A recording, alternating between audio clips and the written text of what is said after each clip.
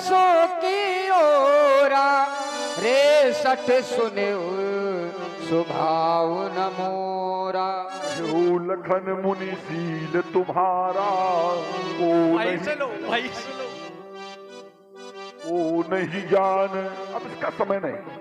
वक्त को जिसने न समझा, देखिए वक्त को जिसने न समझा बस उसे झुकना पड़ा है। अब बच गया व्यास जी, बच गया तलवार से तो फूल से। समय समय पर चलना होगा, समय का खेल निराला, और समय के आगे कोई न टिकता, समय होत पल वाला। जय हो। कहो लखन मुनिशील तुम्हारा, यहां से को नहीं जान विदित संसारा। ये हम बताएंगे कि कौन नहीं जानता है। को महाराज नहीं जान, आपका शील संसार में कौन नहीं जानता है, विदित है पूरे संसार में, कौन नहीं जान। कहे लखने मुनि शील तुम्हारा, कौन नहीं जान विदित संसारा, कौन नहीं जानता आपका शील संसार में विदित है, सब कोई जानता है। कैसे भाव से गा रहे थे, उनकी एक बार बात तो पूरी हो जाने दो, रस मिलने दो। व्यासी गाओ। कौन नहीं जान विदिते संसारा। अब आपको उन्हीं का रस मिलता रहेगा, परेशान ना हो, बड़बड़ाए ना, हमेशा उन्हीं का रस दिलवाएंगे आपको। हाँ, रसिक बिहारी है, बहुत अच्छा रस आता है। जब थोड़ा और ऊंचा कर देते हो तो पूरा रस आ जाता है। चलिए, आपका शील कौन नहीं जानता महाराज, क्या है आपका शील? व्यास जी, माता पिता ही। और ये आ गए हमारे पुष्प।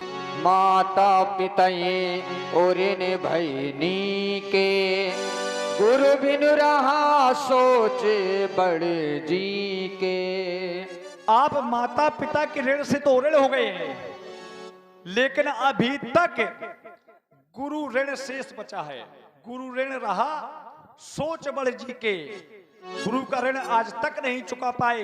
वो किसके माथे है, किसके माथे है व्यास जी? वो सो जनु हम रही माथे काढ़ा, दिन चली गए दिन चली गए ब्याज बड़े बाड़ा। सोजन हमारे ही माथे काढ़ा।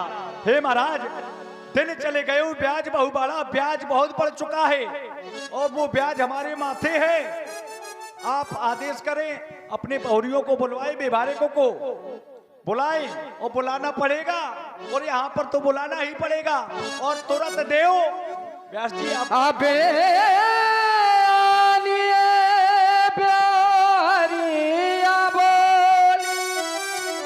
तुरंत देऊं मैं थैली खोली। पंडित जी, आप पौरियों को बुलाए, मैं देने में देरी नहीं करूंगा, तुरंत देओ मैं थैली खोली। आप बुलाएं।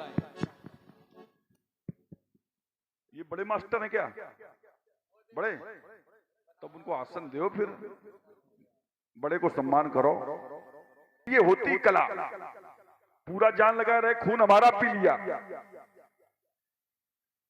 सीखो इनसे।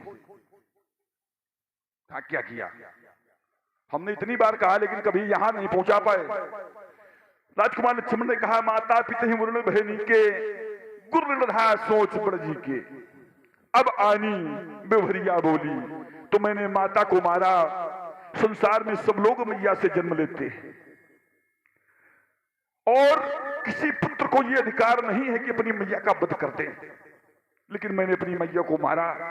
एक बार मेरे पूज्य पिताजी पूजन करने जा रहे थे, और मैया के लिए आदेश किया कि जाओ पूजन के लिए जल ले आओ। मैया जल लेने गई तो मैया वहां एक ऐसा दृश्य देखने लगी कि मैया के मन में विकार आ गया, विलंब हो गया। इतने में पूजन का मुहूर्त निकल गया। पिताजी क्रोधित हो गए, पिताजी की आंखों में लाल लाल डोरे निकल आए। पिताजी ने कहा कि पूजन सामग्री जल में प्रवाहित कर दो, अगर मुहूर्त नहीं है तो पूजन का कोई महत्व नहीं होता। तो पूजन सामग्री जल में प्रवाहित कर दी गई। इतने में मैया जल लेकर के आई। पिताजी क्रोधित थे। पिताजी ने मेरे चारों भाइयों से कहा, मेरे चार भैया, आप लोग शायद उनका नाम न जानते हो। क्यों? उन्होंने कोई ऐसा काम नहीं किया कि संसार के लोग उन्हें जाने। मेरे चार भैया बस विश्वावस, रुमणेवान, सुखेन, चारों को आदेश किया। किसी ने साहस नहीं जुटाया। मुझसे कहा, राम, मैया ने मेरी आज्ञा की, अवहेलना की है, इसका वध कर दो। मैंने पूछा शास्त्रों से, क्या मैया का वध करना चाहिए? तो शास्त्रों ने कहा मैया का वध नहीं करना चाहिए, लेकिन अगर पिताजी आदेश करें और मैया विरोध न करे तो फिर वध कर देना चाहिए। मैया भी खड़ी थी, पिताजी भी खड़े थे। हमने पिताजी की मुख की ओर देखा तो पिताजी में वो सामर्थ्य थी कि मैया को मार करके भी जीवित कर सकते थे। हमारे वंश में मृत संजीवनी विद्या थी कि व्यक्ति मरा हो तो उसको भी जीवित कर लिया जाता था। तो एक बार देखिए, मैया बड़ी होती है कि पिता।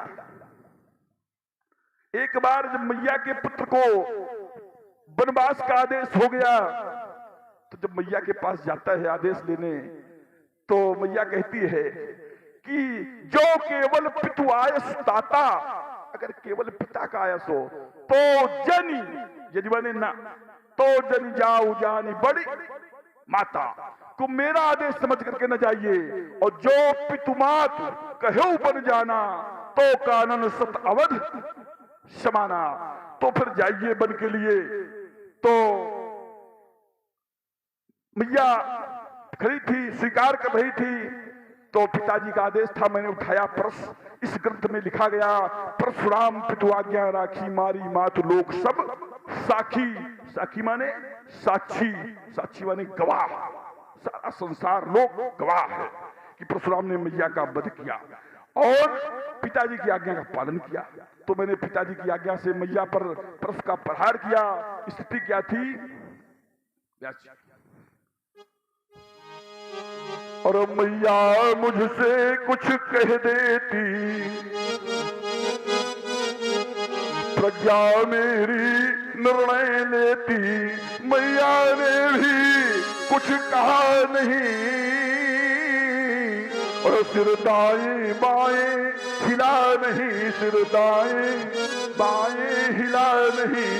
आगे को शीश झुक झुक जाता, बलिदान चाहती थी माता तो कैसे कर देता तिरस्कार। क्या सुना नहीं ये समाचार? मैया स्वीकार कर रही थी। मैंने उठाया परस, मैया के ग्रीवा पर प्रहार कर दिया। पिताजी ने कहा चारों भाइयों ने आज्ञा नहीं मानी, इनका भी वध कर दो। तो मैंने 1 2 3 4 चारों भाइयों को मार करके गिरा दिया। पिताजी प्रसन्न हो गए। पिताजी ने कहा परशुराम वर मांगो। मैंने कहा मैं तो कल्प वृक्ष के नीचे, मुझे नहीं वरदान चाहिए। नहीं कहा फिर भी, तो मैंने कहा देना चाहते हो तो मेरी मैया जीवित हो जाए, मेरे चारों भैया जीवित हो जाए, उन्हें ये ज्ञान न रहे कि परशुराम ने मुझे मारा है। पिताजी ने कहा तथास्तु। पिताजी आशीर्वाद देने लगे, चिरजीवितम उत्तमम, चिरजीवियों में उत्तम स्थान प्राप्त करो। अप्रतिद्वंदताम युद्धे, युद्ध में तुम्हें कोई पराजित न कर सके। तब से मैं घूम घूम करके अत्याचारियों का विनाश कर रहा हूं और गुर्र रहा सोच बर्जी। देखिए, संसार के लोग मैया से जन्म लेते हैं, लेकिन मैया को भी मैंने मारा तो है, लेकिन पुनर्जन्म करवाया है, ऐसा कोई कर नहीं सकता। तो माता पिताजी की आज्ञा का पालन, माता पिता उर्ण बहनी के, और गुरु रहा सोच बड़ी। और गुरु का ऋण शेष है, तो गुरु भगवान ने, शंकर जी ने ये कह रहे थे तुम्हारे गुरु आएगा। गुरु जी ने, हमने शिक्षा सीखी है, धनुर्वेद सीखा है, इसी धनुष से मैंने सीखा है, इसलिए मुझे श्रद्धा ज्यादा है। सबके गुरु भले हैं, श्रद्धावान लभते ज्ञानम, तो मैंने इससे सीखा है। तो जब पूरी हुई शिक्षा मेरी, तो मैंने कहा दक्षिणा ले लीजिए। उन्होंने कहा कि फिर कभी दे देना। नहीं, मैंने कहा गुरुदेव ले लीजिए। उन्होंने कहा अगर देना चाहते हो शेषनाग की मणि दे दो। मैंने कहा शेषनाग की मणि की ही क्यों? उन्होंने कहा जब समुद्र मंथन हुआ तो उसमें कालकूट नामक विष निकला, उस विष को मैंने पान कर लिया और वो विष कंठ में बसा है। अगर हृदय में न होता, हृदय में आ जाता, तो आराध्य की मूर्ति थी, उन्हें कष्ट होता, तो भगवान शंकर ने उसे कंठ में बसा लिया। कर्पूर गौरम करुणावतारम, कपूर के समान गोरे थे, और विष काला होता है, तो काला और श्वेत मिलकर के भगवान शंकर का कंठ पड़ गया नीला। सब लोग एक बार प्रेम से बोलिए, बोलिए नीलकंठ भगवान की। से भगवान भोलेनाथ नीलकंठ कहे जाने लगे। अब उस विष के प्रभाव से जलन होती है तो शेषनाग की मणि लेने के लिए गया, शेष सागर में चला गया तो गुरु रहा सोजबड़ जी के। अब आनी बेवहरिया बोली, तो बेवहरिया यहाँ तो समझते हैं व्यवहारी है, व्यवहारी हैं, सब व्यवहारी हैं, सब व्यवहारी हैं। और हम तो समझ रहे हैं कि बहुत कम व्यवहारी है, जितने लोग हैं। तो हम चाहते हैं कि वैसे तो सब लोग पास में आओ, लेकिन बहुत बड़ा धन्यवाद है कि जो यहाँ तक बैठे। बुला लो बुला लो बुला लो बुला लो। सब लोगों से ये विधा है, वो आपके यहाँ पहली बार आयोजन हो रहा है।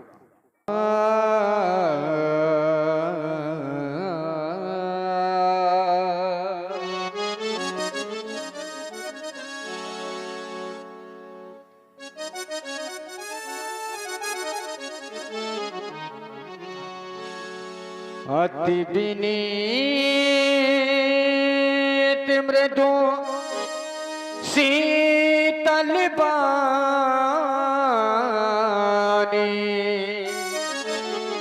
बोले राम जोर जुग पानी।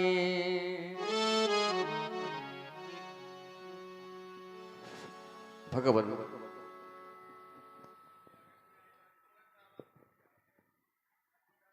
सोच रहा हूं,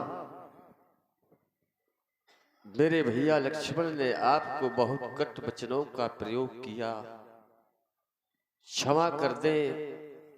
संकेत प्राप्त हुआ अति विनीत मृदु शीतल वाणी।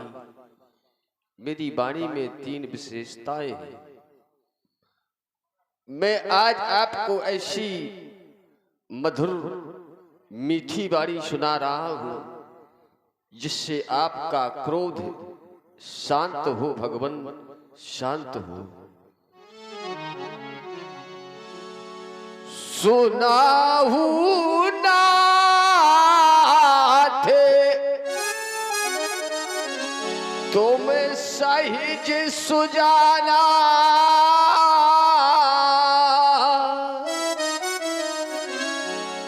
बालक बचन करिए नहीं कान। बरे रे बालक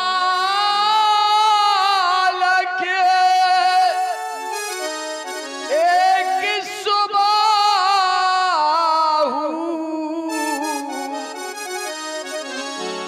नहीं ना संते विदुषिए काल। अपराधी अपराधी मैं नाथ तुम्हारा,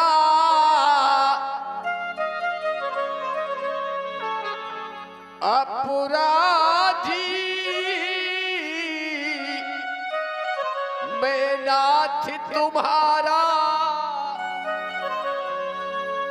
और हे भगवान कृपा कोपे, हे नाथ आप ऐसी कृपा करें, कृपा कोपे बधु बंधु गुसाई मो पर करिए दास की नाई। करिए कृपा ऋषि सेवक जाई,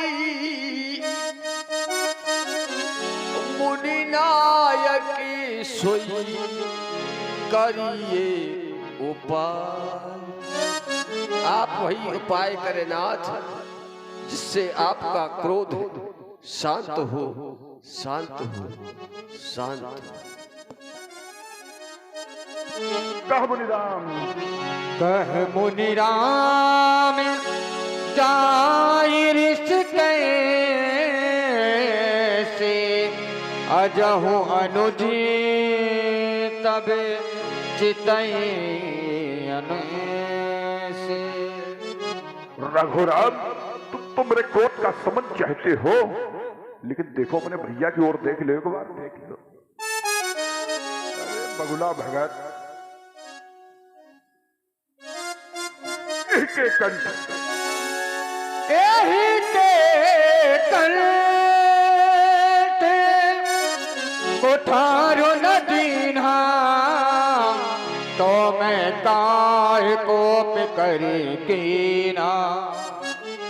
राघो राम, अगर मैंने इसकी ग्रीवा पर परस का प्रहार नहीं किया तो मेरा क्रोध करना व्यर्थ हो जाएगा। राम, हट जाओ मेरे सम्मुख से आज इसका।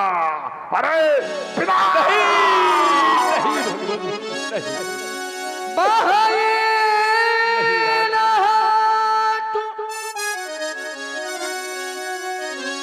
शहीर सचाते। हे भगवान, क्षमा करे मेरे भैया, क्योंकि रात है, ये छोटा है, मैं बड़ा हूं, फिर अपराध मैंने किया है। आप मेरी ग्रीवा पर अपने परश का प्रहार करें, मुझे स्वीकार है। क्यों? जब मैं यहां से वापस अयोध्या जाऊंगा तो मेरी मैया पूछेगी लक्ष्मण कहा, तो मैं क्या उत्तर दूंगा?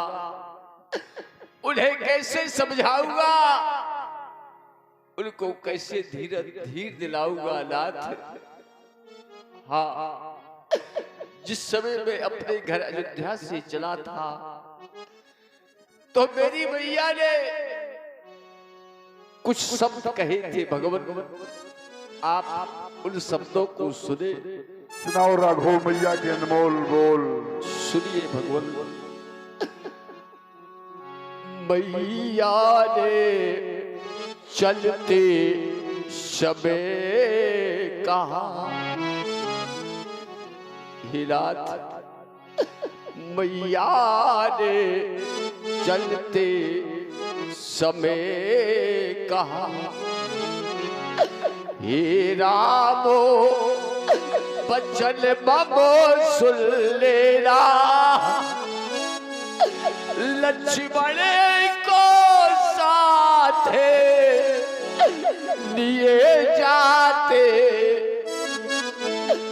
वैसा ही मुझे सौंप देना।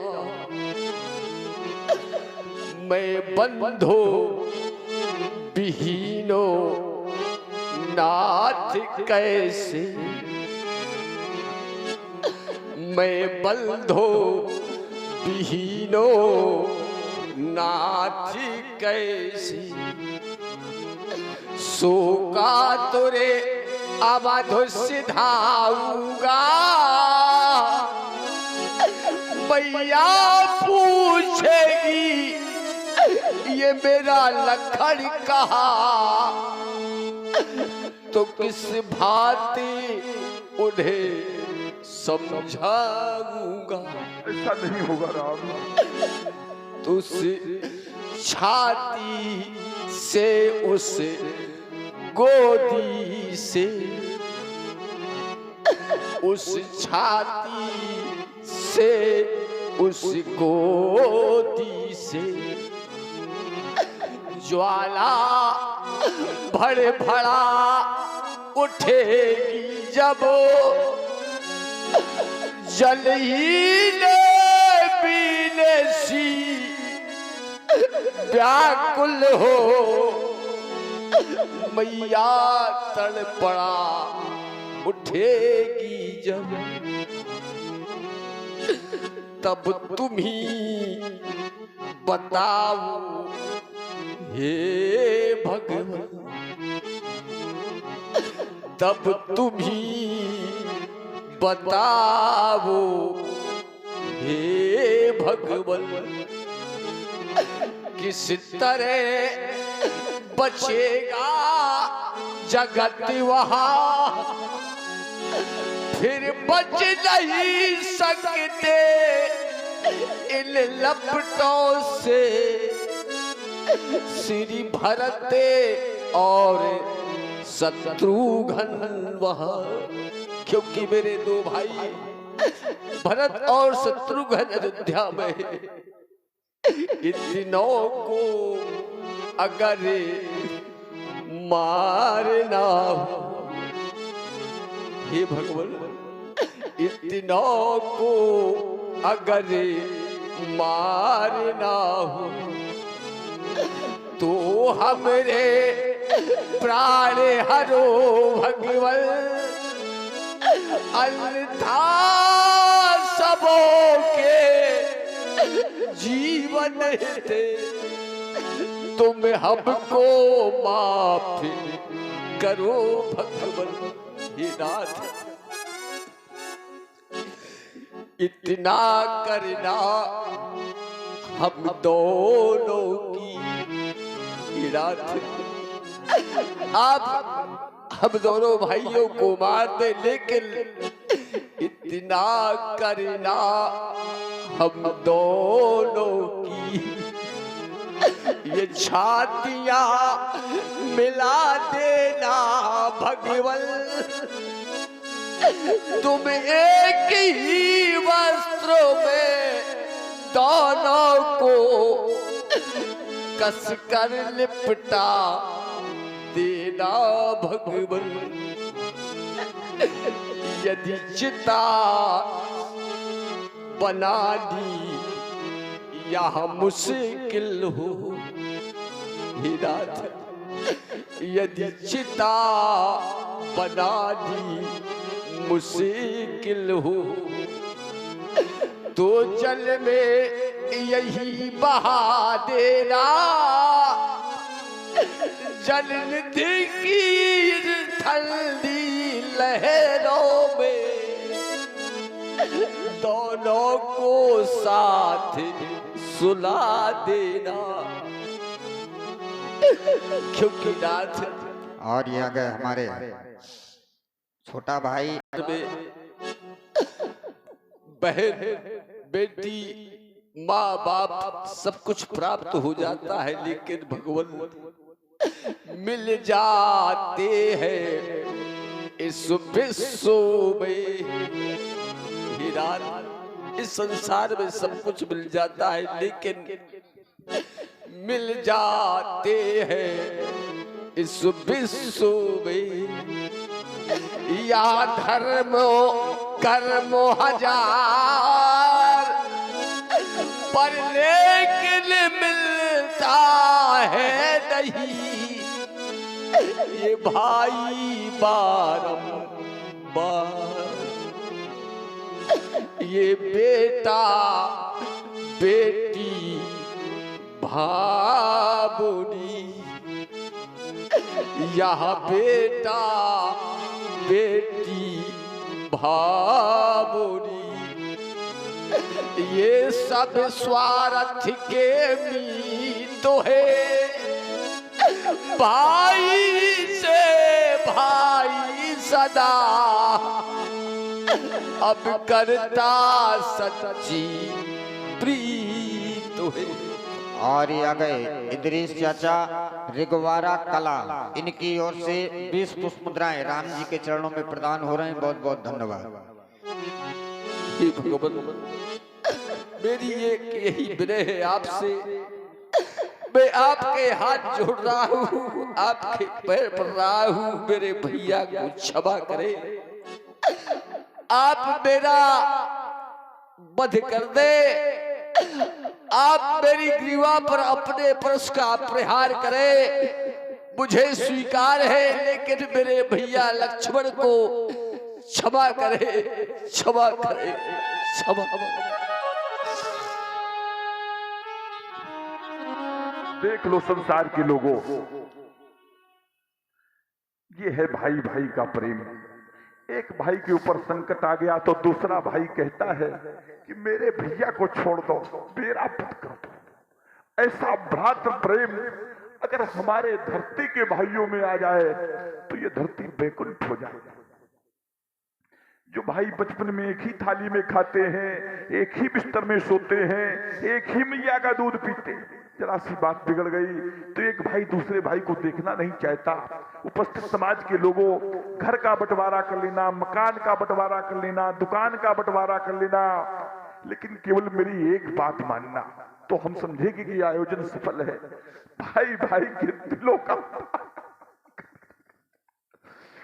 अगर तुम पर संकट आ जाएगा तो तुम्हारा सगा भाई अगर दुनिया में कहीं है, चाहे इतनी लाख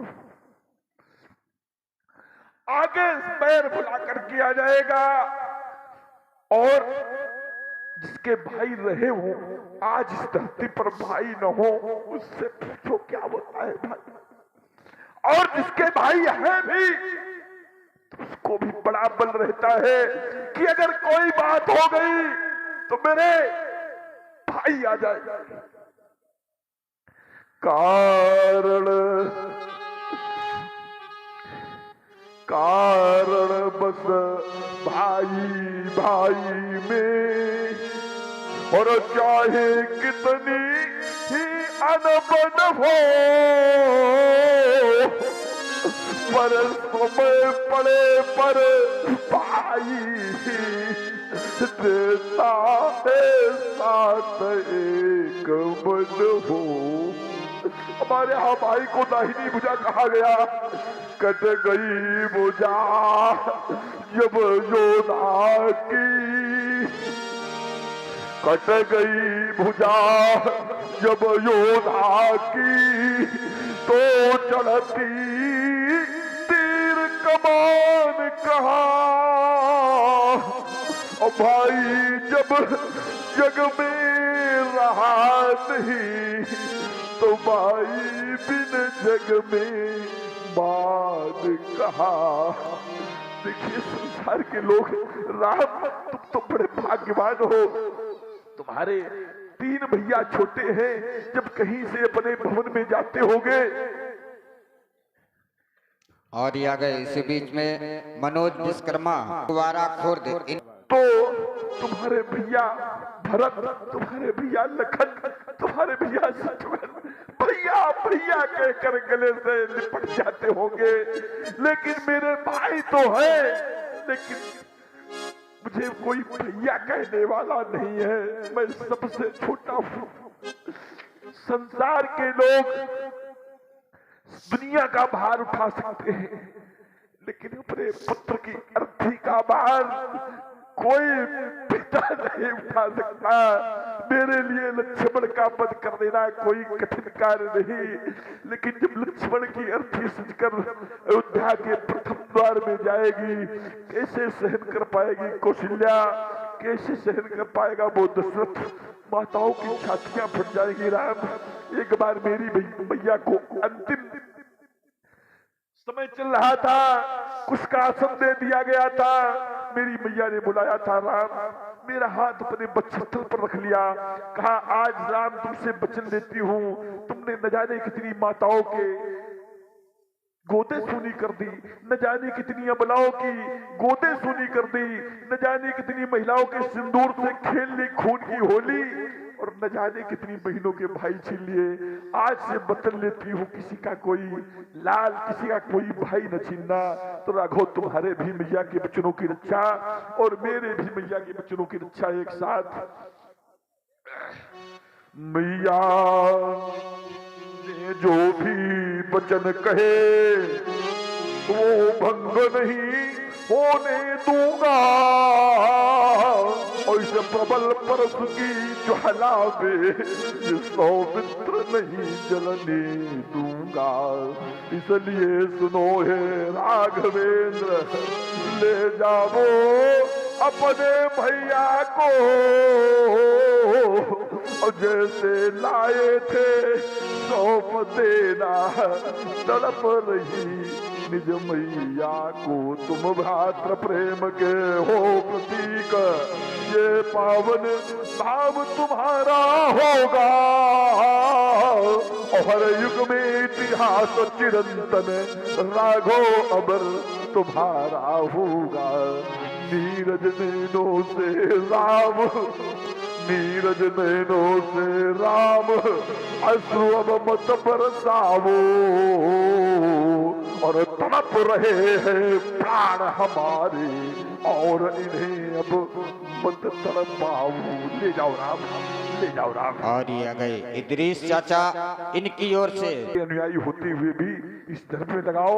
और यहाँ इतना बड़ा गांव है, मुझे बड़ा कष्ट है कि यहाँ इतने लोग, अब तो इतने लोग हैं। हाँ, आप तो साक्षी हैं, लेकिन चलो क्या कहा जाए है?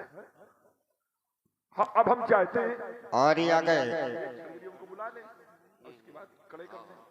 क्यों सरकार? राकेश नामदेव पंचायत